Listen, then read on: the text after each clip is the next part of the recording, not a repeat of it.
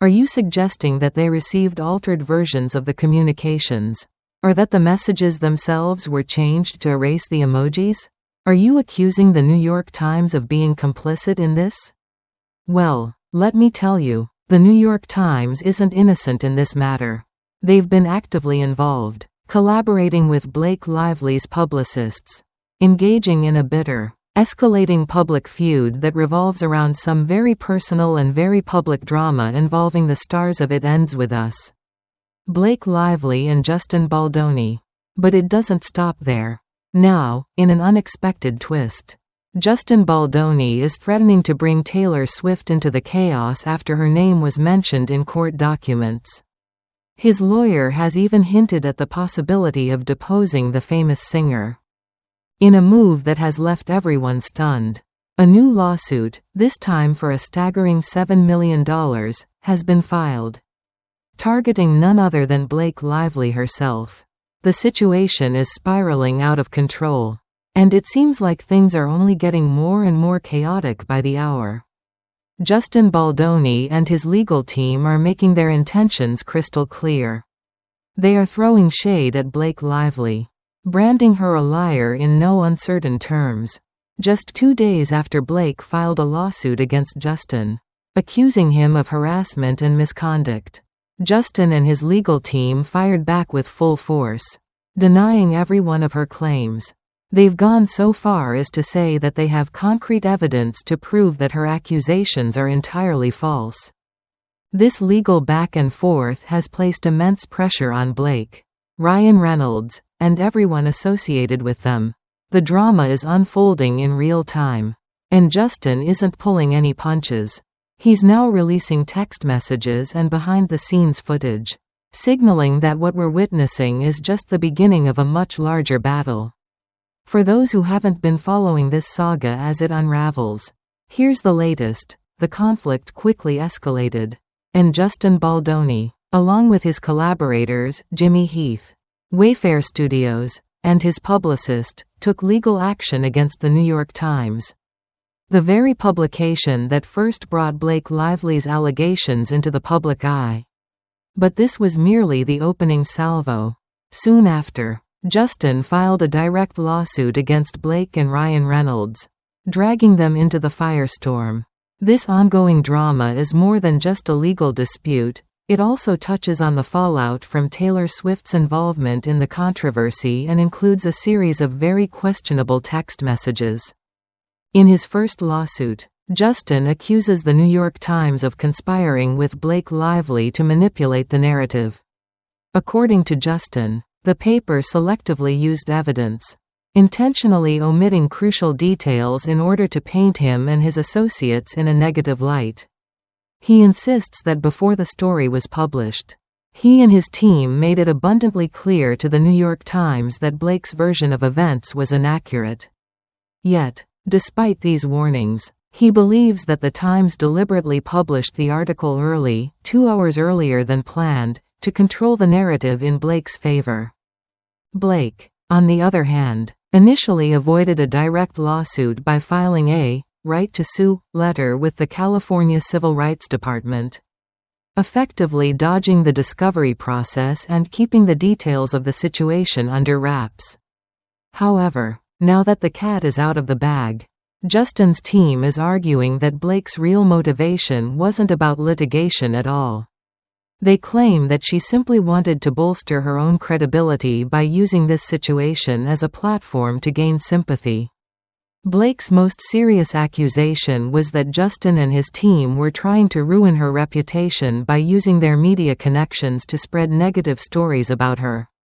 She even presented text messages she claimed were proof of this conspiracy. But Justin's camp has called foul, accusing Blake of manipulating those messages to stage a full-scale character assassination. In response, Justin's team has presented their own evidence, revealing internal messages that show Justin and his team were actually concerned about Blake's PR team spreading fabricated, glowing reports about her. In one particularly revealing message, Justin asks, "How can we disprove these allegations? They're making us look terrible." His colleagues quickly reassure him, placing the blame squarely on Blake's publicist, while another PR strategist remains calm, suggesting that the backlash is merely a response to Blake's own public relations moves. Justin's lawsuit also highlights how Blake allegedly manipulated text messages to fit her narrative. For example, she shared a conversation in which a team member comments on an article titled, "Could Blake Lively be cancelled?" with the remark, "Wow, you outdid yourself with this."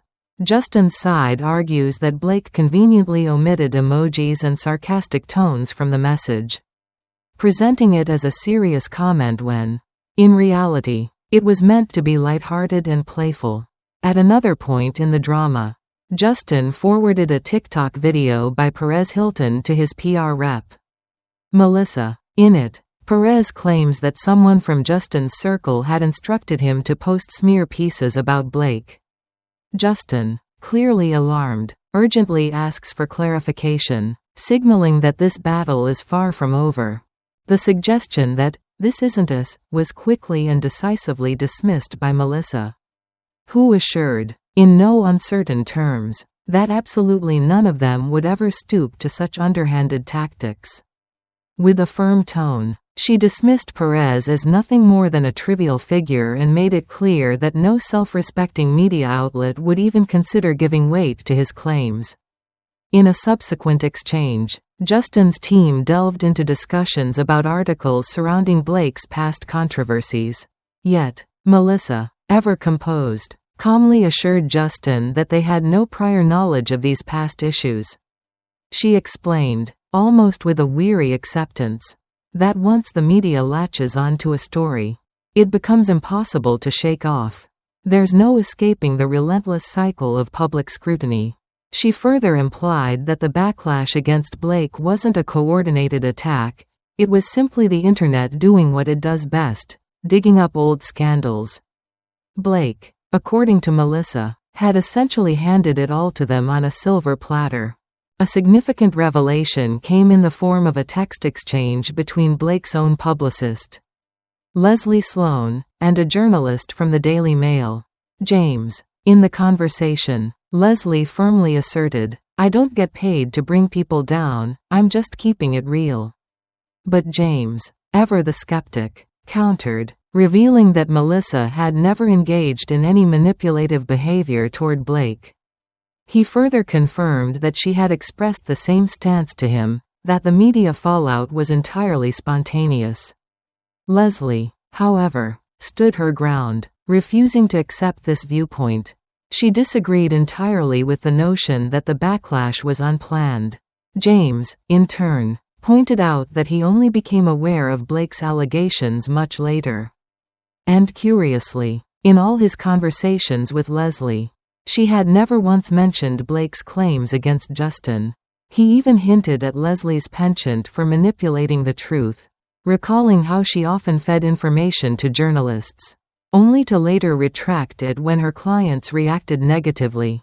Blake's lawsuit also contained a rather peculiar claim, alleging that Justin's PR team had celebrated after shutting down HR complaints on set. Many assumed this referred to her own accusations.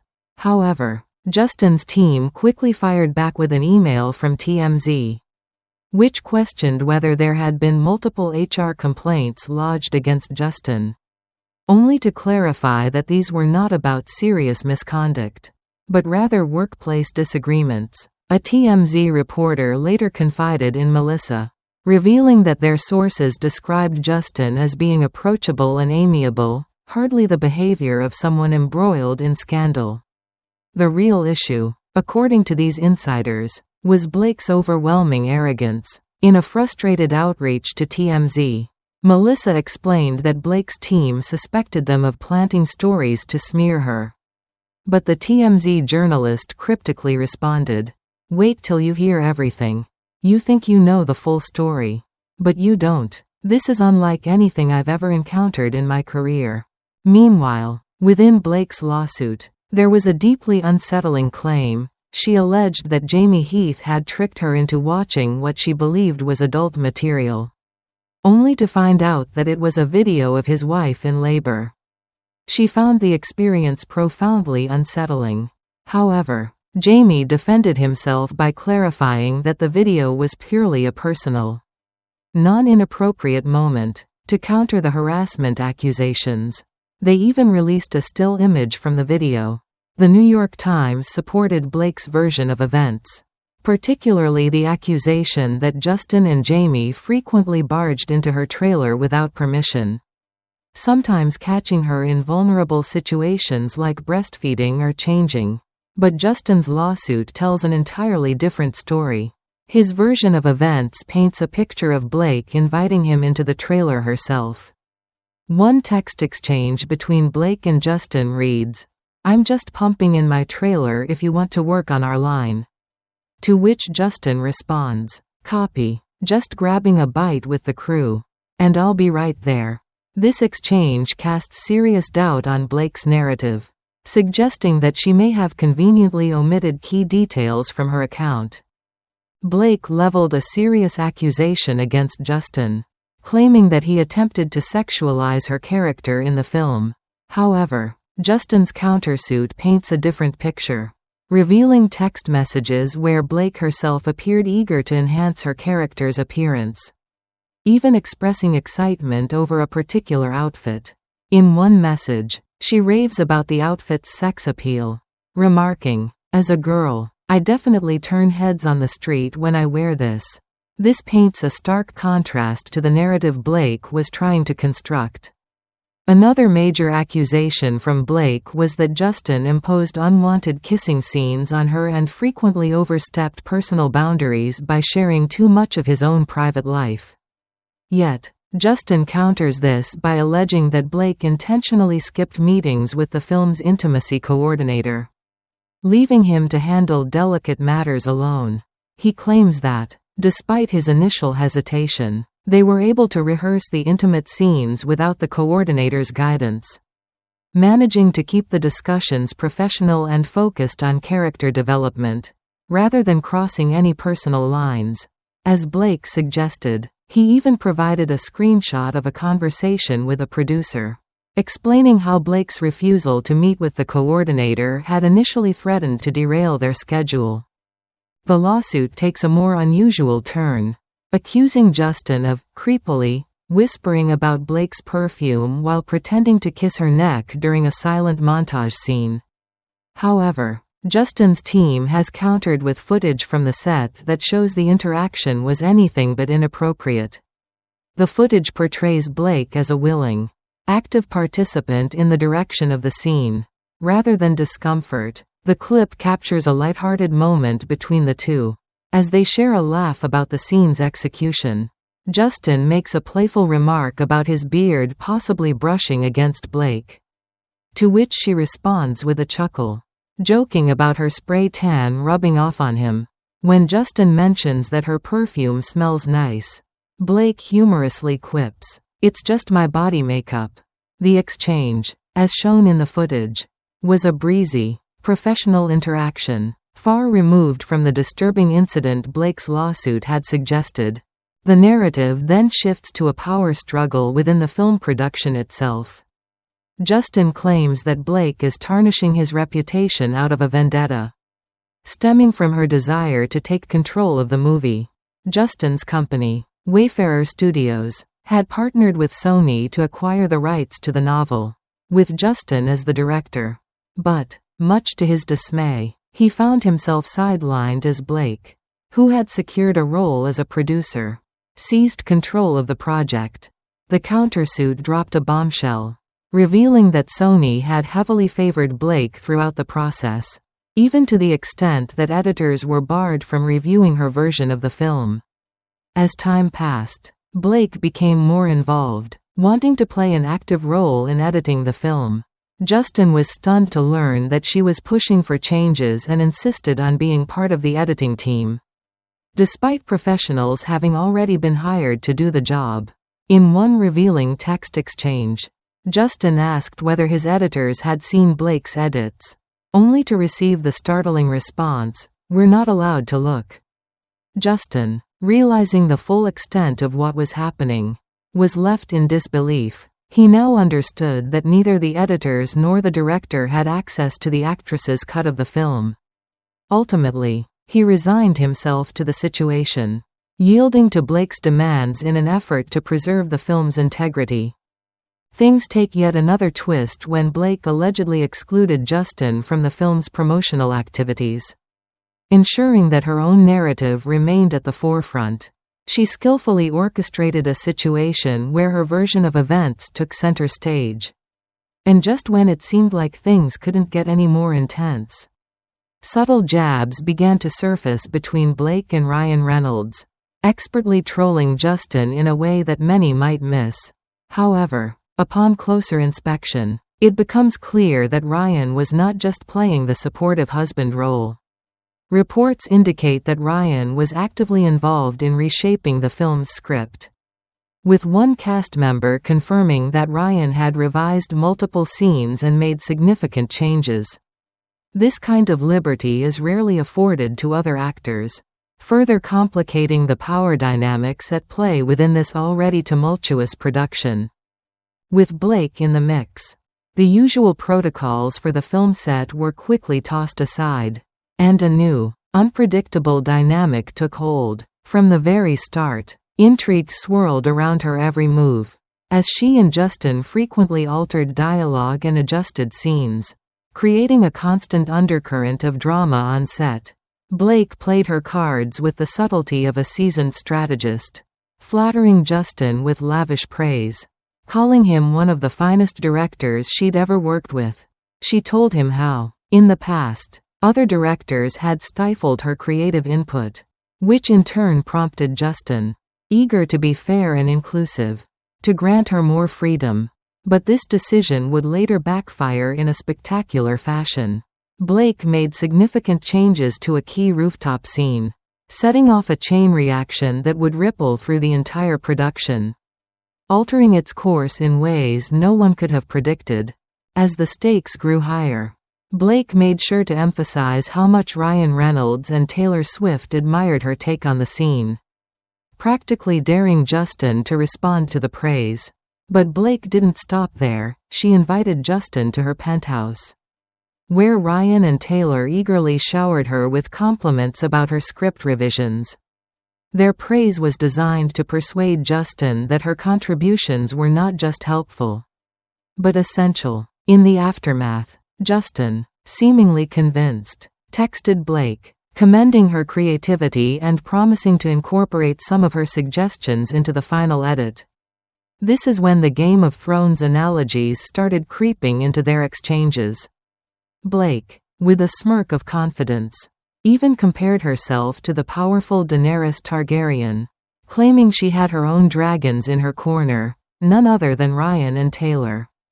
It was as if she had gathered an army of support to back her every move, using her connections to solidify her position of control. But Blake wasn't just content with making a few tweaks here and there. She had her eyes set on dominating the entire script. Each day brought new revisions, each more frequent and intense than the last. As Blake began to challenge every directorial choice Justin made, fueling a growing tension before the cameras even started rolling. The drama was bubbling beneath the surface. Allegedly, Justin made an offhand comment about Blake's weight, which instantly spiraled into accusations of fat shaming. But here's where the situation takes an unexpected turn. Justin didn't make any derogatory remarks, rather, he had asked her trainer about her weight because he needed to lift her for a scene. Given his own back issues, it was a simple precaution. Yet, as often happens, this innocent conversation didn't stay under wraps for long. Blake, feeling offended, confided in Ryan, who wasted no time barging into the penthouse, ready to confront Justin with all the intensity of his Deadpool persona. Ryan accused Justin of body-shaming Blake, and just like that, the situation escalated out of control. But this was only the beginning of Blake's onslaught. Blake, not one to back down, reportedly threatened to walk off the project unless Justin complied with her demands. If he refused, She warned that she would publicly accuse him of fat-shaming her, a claim that would destroy his reputation. In that moment, Justin found himself caught in a nightmare, cornered with no escape that wouldn't damage his career. Meanwhile, Blake had successfully turned Ryan against Justin, fueling the fire to the point where even though Justin was innocent, he felt compelled to apologize just to keep the peace. But did this calm the storm? Absolutely not. The production pressed on, but behind the scenes, chaos reigned. Oddly enough, despite later accusing Justin of harassment during the first month of filming, Blake continued to text him regularly. Here's where things take a bizarre twist. She frequently asked for daily footage of the film. If she truly felt harassed, why would she insist on staying so involved? Keen to see every update from the set? Even more perplexing, her messages were overwhelmingly positive, often praising the footage and requesting more. But then, leaked footage from the set began to surface, contradicting Blake's claims in her lawsuit. In the legal complaint, she accused Justin of inappropriately kissing her neck, sniffing her, and making comments about her scent, serious allegations, to be sure. But when you watch the actual footage, it becomes clear that the entire episode was a case of misinterpretation. Blake had been unaware that audio had been captured during that scene, and she initially labeled the interaction as harassment. However, the footage revealed a different truth. Both Blake and Justin were fully in character throughout the scene. In fact, Blake herself had suggested that they incorporate dialogue into the scene to enhance its romantic appeal, even slowing down the action for effect. It was all part of creating the perfect cinematic moment. The entire exchange, captured in slow motion, was lighthearted, professional, and a far cry from any inappropriate conduct. As Blake had claimed, despite their seemingly harmless interactions, Blake took a drastic turn, launching accusations of harassment and body shaming against Justin. She skillfully manipulated Ryan into seeing Justin as the antagonist, a twist that left many surprised, given that the two had never worked together before. It seems that Blake painted a very dark picture of Justin, one that cast him in a light far from the truth. As someone involved in the intricate web of the film's creation, Blake's role was far more significant than many realized. She wasn't just a star in the project, she was deeply immersed in every aspect of it, constantly refining and enhancing the narrative. She became an essential part of the film's evolution, particularly in matters of intimacy, where she not only had a vision but also actively steered the direction of the scenes. Blake, alongside Taylor Swift, seemingly took charge, leaving Justin to follow her lead. Taylor, however, found herself inadvertently pulled into the chaos, much to the dismay of her loyal fans. Rumors are swirling that Taylor might be reconsidering her ties with Blake, realizing she may have been manipulated into playing a role in Blake's complex and manipulative games. Ouch. And then, just as things were reaching a boiling point, another surprising twist emerged. Taylor Swift did not extend an invitation to Blake for this year's Super Bowl, an event Taylor had traditionally invited her friends to attend. Insiders suggest, however, that it wouldn't have mattered if Blake had been invited, as she had no intention of attending anyway. Blake wasn't about to show up to the grand showdown between the Kansas City Chiefs and the Philadelphia Eagles, especially when her close friend Taylor had left her off the guest list. Just a year prior, Blake had been right there in the VIP suite with Taylor and her entourage, cheering for the Chiefs. But now, the tide had shifted dramatically. Taylor, now embroiled in Blake's convoluted legal entanglement with Justin Baldoni, is making a conscious effort to stay out of the spotlight, determined not to let the drama overshadow her own moment. Meanwhile, Justin's ongoing $400 million lawsuit has accused Blake of exploiting Taylor's name to tarnish his project. It's a remarkably messy and convoluted situation. Sources close to the situation have confirmed that Blake never had any genuine plans to attend the game, explaining that she didn't want her ongoing legal troubles to cast a shadow over Taylor and her boyfriend Travis Kelce's big day. Insiders stress that Taylor isn't trying to snub Blake or teach her a lesson, it's simply not like that. One insider shared, "Even if Taylor had invited Blake, she wouldn't have attended. Blake would never want to take the spotlight away from Taylor. Especially not during such a monumental occasion when Taylor is so excited to watch her beloved Chiefs play in yet another Super Bowl." But hold on, there's more to the story. Reports suggest that Taylor has started to harbor some resentment toward Blake, particularly after Blake referred to her inner circle as her dragons. Taylor, shocked and taken aback by the entire Baldoni saga, realized that she was unaware of his involvement when she visited Blake at her apartment. The timing of the meeting, just as Baldoni was leaving, seemed too precise to be a coincidence. Taylor began to suspect that it had all been orchestrated by Blake. The dragon comment, in particular, didn't sit well with Taylor. One source noted, "It's strange to make such a comment about a friend, and it's clear that Blake's actions have created a growing rift between the two." As the complications continue to mount, Taylor has come to realize that Blake has been misusing her name for quite some time. In one incident, Blake reportedly misled a young actress by claiming that Taylor had cast her in a role, an assertion that, as sources confirm, was never true. This revelation comes months after Blake faced widespread backlash online, with old footage resurfacing that painted her as difficult to connect with. Despite this, insiders recall that Taylor once attempted to help Blake soften her image, advising her years ago not to always go full throttle. Taylor saw something of herself in Blake, but with one key difference: Taylor operates with subtlety, while Blake has always been about diving in headfirst, never holding back. This stark contrast in approach has ultimately turned the tide against Blake. With everything that has unfolded, it's clear that Blake is in deep waters.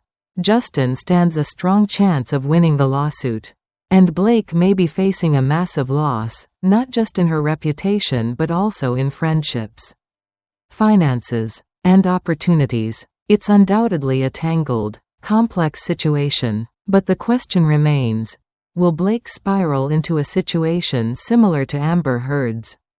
Or will she weather the storm? Share your thoughts in the comments below. And while you're here, don't forget to hit that like button, subscribe, and stay tuned for more juicy updates. See you in the next video.